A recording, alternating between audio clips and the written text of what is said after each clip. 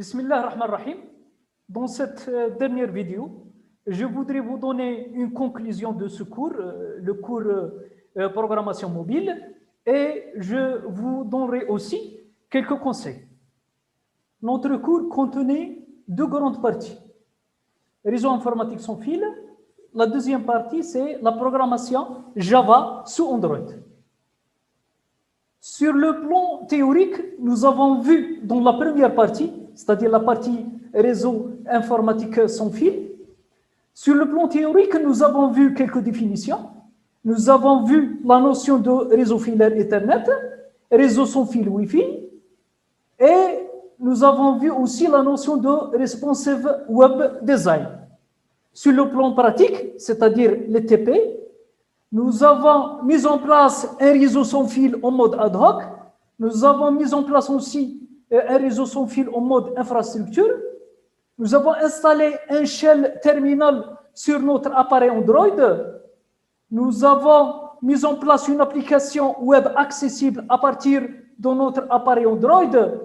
Nous avons implémenté aussi un site web responsive web design.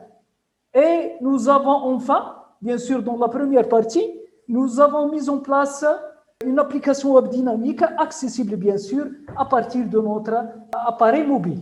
La base de données existe sur notre PC, d'accord? Pour la deuxième partie, programmation Java sous Android, sur le plan théorique, nous avons donné une très brève présentation d'Android. Nous avons donné la méthode d'installation et de configuration de notre environnement de travail. Nous avons aussi, bien sûr, présenté notre environnement de travail. Nous avons vu comment personnaliser notre environnement de travail. Nous avons aussi vu la notion d'émulateur et de DMS. Nous avons vu les composants d'une application Android. Sur le plan pratique, nous avons préparé l'environnement de travail. Nous avons aussi créé une application Java Android Hello World.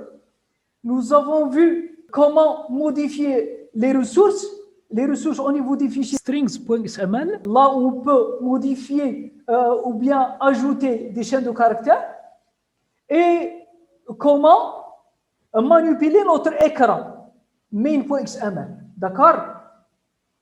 Nous avons aussi construit un écran avec des labels, des champs de saisie, des boutons et ainsi de suite. Nous avons lié un bouton à un événement et nous avons affiché un message. Nous avons récupéré aussi et traité le contenu des champs de saisie. Nous avons créé un menu et un dialogue. Nous sommes passés aussi d'un écran à un autre et nous avons inséré une image de forme. Nous avons préparé la release, c'est-à-dire l'installable, le fichier APK pour installer notre application sur notre appareil Android. Et enfin, nous avons pu connecter une application Java Android à PHP MySQL. Bien sûr, PHP et la base de données MySQL se trouvent au niveau de notre ordinateur. D'accord? Enfin, je vous conseille d'entamer des applications plus complexes. Je vous conseille aussi d'utiliser une plateforme de développement plus avancée, notamment Android Studio. Je vous conseille aussi d'utiliser d'autres langages de programmation, en particulier le langage Kotlin. Kotlin, c'est un langage de programmation utilisé pour développer des applications Android. C'est un langage jeune, mais il est prometteur. Alhamdulillah, on est arrivé à la fin de cette initiation. Et je dis bien initiation à la programmation Java Android. J'ai essayé de vous mettre sur les rails et c'est à vous de continuer le chemin. Wallahu huwa al-muwaffiq.